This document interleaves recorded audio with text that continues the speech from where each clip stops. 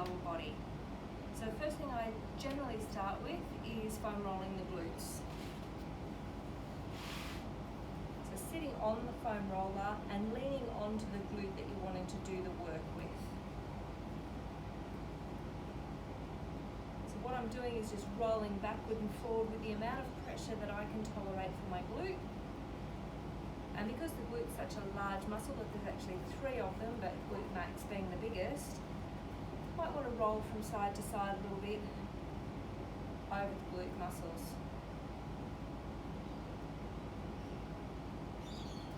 And then I'll repeat the same thing to the other side. And shifting. The length of time that you spend on each one of these positions is entirely up to you and depends mostly on the amount of time that you've got and the muscles that are causing you the most amount of grief. So the next thing I generally do is move a little bit lower so that I'm working towards the top of the hamstring. So I've moved off the glute, so the glute is where the sit bone is, and then as soon as you can feel the sit bone, that's the beginning of your hamstrings. So I'm just working the top part of the hamstrings. Again, my pivot leg and my working leg, or the leg that I'm actually working on.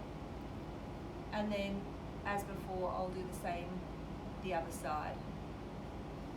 Then what I generally do is come down a little bit lower and I'm moving laterally, so to the outside of the glute into the hip region.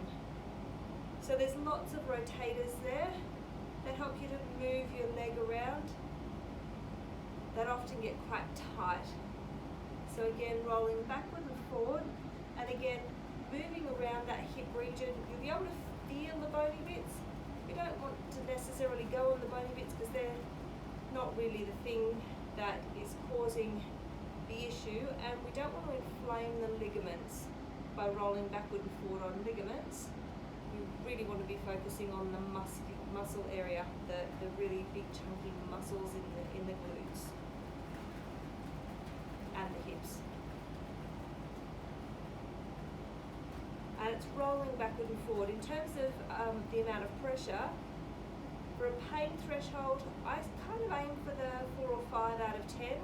Once the muscle softens a bit, I'll be able to add a little bit more pressure down into that region, or do a little bit.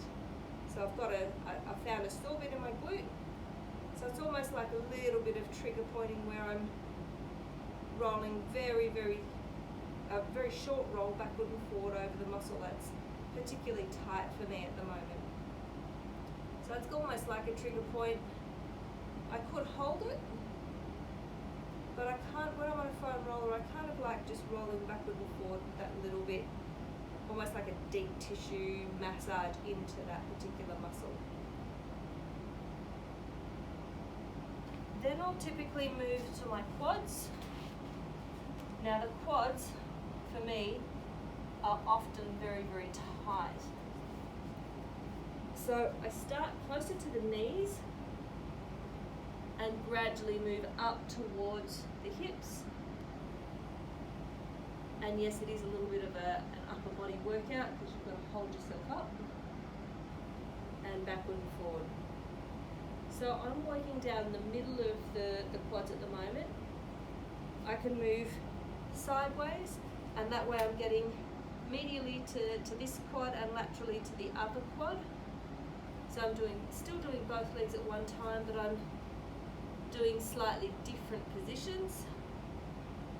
And then I would do the same thing on the other side. If you've got a longer foam roller, that would definitely help, but it doesn't need to be. So the amount of time that you spend on each area really will depend upon the amount of tightness you've got in those muscles, and like I said before, the amount of time that you've got available. Spend the time in the area that clearly needs it, and try to do the foam rolling every night if you can. So the last one, and often forgotten in the lower body, is the calves. So again, depending on how tight your calves are, I'll cross one leg over the other. Again, it's a bit of an upper body workout as you're moving backward and forward. So take your rests as you need to. If putting one leg on top of the other is a little bit too much for your calves, just start side by side. And then as that softens the muscle and you'd like to get a little bit deeper into your calves, then cross each one. And I'm moving side to side. So I'll turn the front roller this way so you can actually see what I'm doing with my foot. I'll move from one side to the other side, because again, those calf muscles are quite large, and it's good to also get to particularly the lateral side. So I'm actually working the outside of this bottom part of the leg, backward and forward. So the other thing that I'll do when I'm finished doing the foam rolling is stretch. And I'll do another video of the lower body stretches separately, but you'll be able to, you'll probably intuitively know some of the stretches that will be able to stretch your glutes, your hips, hamstring stretches, quad stretches, and calf stretches. So doing those ones. So whatever you foam roll, then make sure that you do a deep stretch afterwards. That way you can help reset that muscle ready for the next day.